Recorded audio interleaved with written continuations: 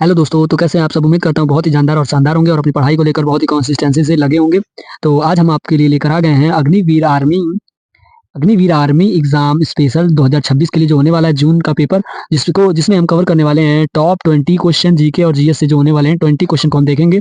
तो चलिए बिना देरी किए हम शुरू करते हैं। क्वेश्चन नंबर 1 हमारा देखिए क्या कह रहा है।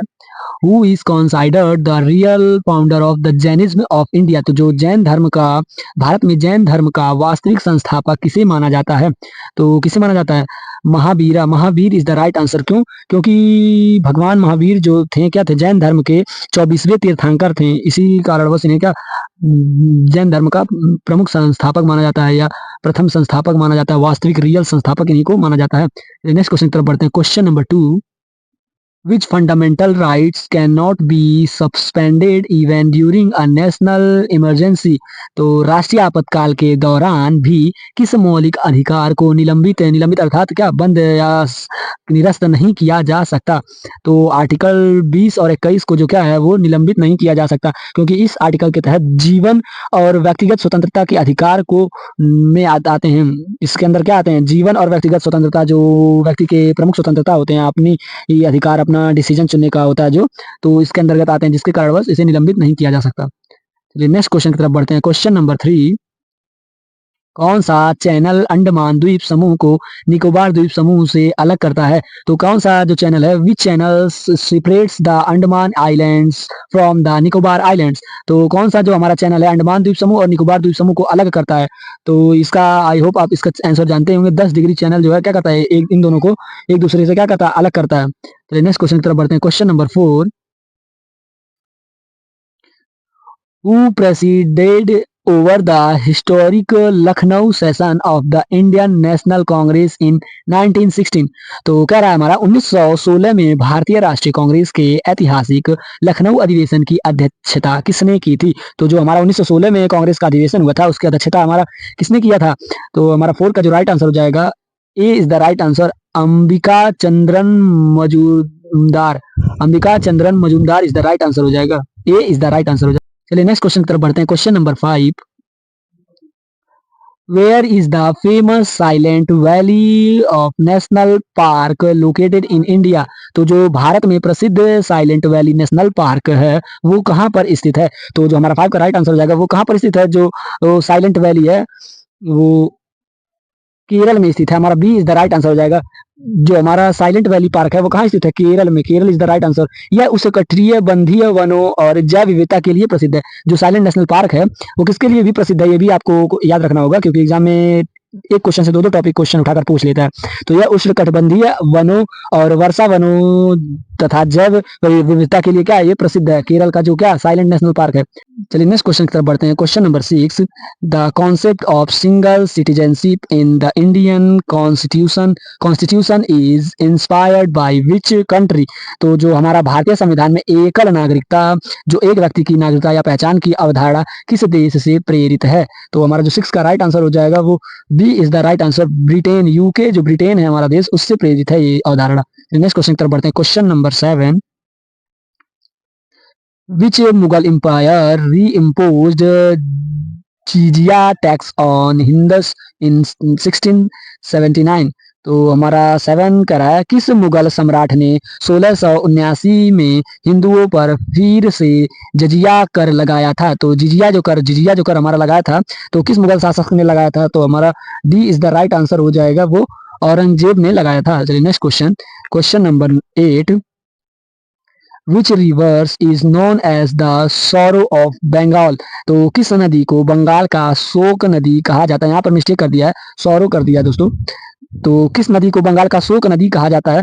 तो हमारा 8 का जो राइट आंसर हो जाएगा वो बी, दामोदर रिवर को क्या कहते हैं, बंगाल का शोक रिवर कहा जाता है। नेक्स्ट क्वेश्चन की तरफ बढ़ते हैं। Question number 9, who appoints the chief election commissioner of India? तो जो भारत के मुख्य चुनाव आयुक्त की नियुक्ति कौन करता है? तो हमारा 9 का जो राइट आंसर हो जाएगा, सी इज द राइट आंसर। राष्ट्रपति जो होते हैं वो किसकी नियुक्ति करते हैं? चीफ इलेक्शन कमिश्नर की जो नियुक्ति करते हैं राष्ट्रपति हमारा करते हैं। चलिए नेक्स्ट क्वेश्चन की तरफ बढ़ते हैं। Question number 10, in which year did Mahatma Gandhi lead the salt march, Dandi march के नाम से भी जाना जाता है जिसे। तो महात्मा गांधी ने किस वर्ष नमक मार्च या नमक यात्रा, यात्रा, डांडी मार्च का नेतृत्व किया था? तो महात्मा गांधी ने किस वर्ष ये नेतृत्व किया था? तो 1930 हमारा राइट आंसर है। किसमें है? ऑप्शन बी में है, तो 1930 इज द राइट आंसर। चलिए नेक्स्ट क्वेश्चन की तरफ बढ़ते हैं। Question number 11। आई होप आपको अच्छे से समझ में आ रहा होगा। सभी टॉप लेवल के जीके जीएस क्वेश्चन मैं आपको करा रहा हूँ, जो कि अग्निवीर एग्जाम के लिए बहुत ही इंपॉर्टेंट है, क्योंकि 15 क्वेश्चन जीके से और 15 क्वेश्चन आपका जीएस से आता है, पूछता है दोस्तों। ये 15-15 30 क्वेश्चन आपका इसी से पूछ लेता है अग्निवीर जीडी में, और बाकी अग्निवीर के सभी पोस्टों में भी कुछ कुछ क्वेश्चन पूछता ही है। तो इसके इसके वजह से ये बहुत खास हो जाता है हमारा अग्निवीर का जीके जीएस का। चलिए देख लेते हैं 11 का क्या कह रहा है। The equator does not pass through which of the following continents. तो जो हमारा इक्वेटर है, जो भूमध्य रेखा है, निम्नलिखित में से किस महाद्वीप से होकर नहीं गुजरती है? तो हमारा 11 का क्या राइट आंसर हो जाएगा? डी, यूरोप से जो है क्या भूमध्य रेखा नहीं गुजरती है।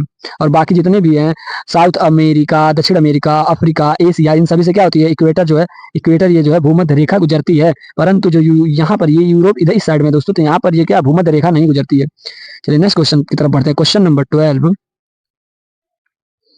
Under which amendment was the right to property removed from fundamental rights? तो किस संशोधन के तहत संपत्ति के अधिकार को मौलिक अधिकारों से हटा दिया गया था? तो ऐसा क्या कार्य था कि जो संपत्ति का अधिकार होता था मनुष्य का या वुमेन्स का, वो मौलिक अधिकार मेन राइट्स से हटा दिया गया था। तो जो हमारा 12 का राइट आंसर हो जाएगा 44th अमेंडमेंट। क्यों हटा दिया गया था ये भी जान लेते हैं कि इसे 1978 में हटाया गया एक संवैधानिक अधिकार 300 ए में बनाया गया था। जो 300 ए के इस ए में था, जो आर्टिकल्स 300 ए के तहत ये हमारा बनाया गया था कि हमारा जो संपत्ति का अधिकार जो होता था मनुष्य का, उसका मौलिक अधिकारों से हटा दिया गया था। चलिए नेक्स्ट क्वेश्चन की तरफ बढ़ते हैं। Question number 13। Who was the founder of the ब्रह्म समाज established in 1828?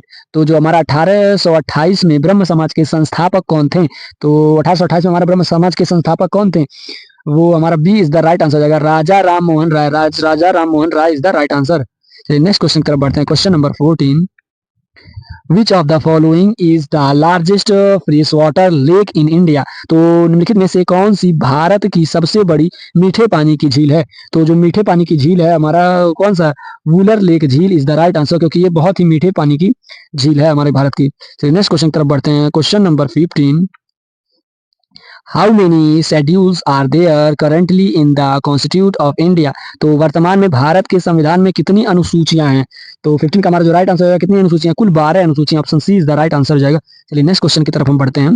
Question number 16। Who was the first governor general of independence of India? तो जो हमारे स्वतंत्र भारत के पहले गवर्नर जनरल कौन थे? तो 16 का हमारा राइट आंसर हो जाएगा, वो A is the right answer हो जाएगा, Lord Mountbatten is the right answer. चलिए next question, question number 17। Which country is the largest producer of bauxite in the world? तो जो बॉक्साइट का सबसे बड़ा उत्पादक देश कौन सा है विश्व में? पूरे पूरे वर्ल्ड में बॉक्साइट का जो उत्पादक है सबसे बड़ा देश कौन सा है? तो हमारा 17 का जो राइट आंसर हो जाएगा वो B is the right answer. Australia जो है बॉक्साइट के उत्पादन में सबसे अग्रणी देश है। चलिए नेक्स्ट क्वेश्चन की तरफ बढ़ते हैं। Question number 18। Who is known as the guardian of the Constitution of India? तो जो भारत के संविधान का संरक्षक किसे कहा जाता है? तो जो हमारा भारत के संविधान का जो रख रखाव करने वाला जो संरक्षक है उसे किसे कहा जाता है? तो 18 का हमारा राइट आंसर है, C is the right answer. Supreme Court जो है सर्वोच्च न्यायालय इसका क्या करता है? संरक्षक करता है, इसे सुरक्षा प्रदान करता है। नेक्स्ट क्वेश्चन की तरफ बढ़ते हैं। Question number 19। In which season of the Indian National Congress was the slogan of पूर्ण स्वराज adopted? तो भारतीय राष्ट्रीय कांग्रेस के किस अधिवेशन में पूर्ण स्वराज का नारा अपनाया गया था कि मतलब हमें पूर्ण स्वराज, पूर्ण आजादी हमें चाहिए? तो जो हमारा 19 का राइट आंसर हो जाएगा वो A is the right answer. तो 1929 लाहौर सेशन इज द हमारा राइट आंसर हो जाएगा, A is the right answer. चलिए नेक्स्ट क्वेश्चन, क्वेश्चन नंबर 20 और ये आखिरी क्वेश्चन हमारा इस क्लास का। चलिए देख लेते हैं। Which latitude line passes through the middle of India? तो कौन सी जो अक्षांश रेखा है, लैटिट्यूड मतलब जो लेटी हुई रेखा है, ऐसे ये रेखा को क्या कहते हैं? लैटिट्यूड। और जो ये खड़ी खड़ी रेखा होती है उसे कहते हैं लॉन्गिट्यूड कहते हैं। तो ये पूछ रहा है हमारा जो ये लेटी हुई रेखा है कौन सी अक्षांश रेखा भारत के मध्य से होकर गुजरती है? तो 20 का हमारा राइट आंसर हो जाएगा, B is the right answer. Tropic of cancer जो है वो मध्य से होकर गुजरती है और ये हमारा 7 राज्यों से होकर भी गुजरती है। ये भी पूछता है, बहुत खास हो जाता है। गुजरात, मध्य प्रदेश, उसके बाद झारखंड, ऐसे-ऐसे करके हमारा 7 राज्यों से होकर गुजरता है। ये क्वेश्चन भी आप अच्छे से ध्यान में रख लीजिएगा। चलिए, सॉरी 8 राज्यों से होकर गुजरती है, 7 मैंने बोल दिया। आई होप आपको अच्छा लगा होगा क्लास। अगर क्लास अच्छा लगा होगा, वीडियो अच्छा लगा होगा, तो चैनल को सब्सक्राइब करिएगा और लाइक करना तो बिल्कुल ना भूलिए, जिसकी वजह से हमें क्या होता है और पढ़ाने का क्या होता है, जज़्बा प्राप्त होता है, मोटिवेशन मिलता है आपके एक लाइक से। तो मिलते हैं नेक्स्ट वीडियो में, तब तक के लिए जय हिंद, जय भारत।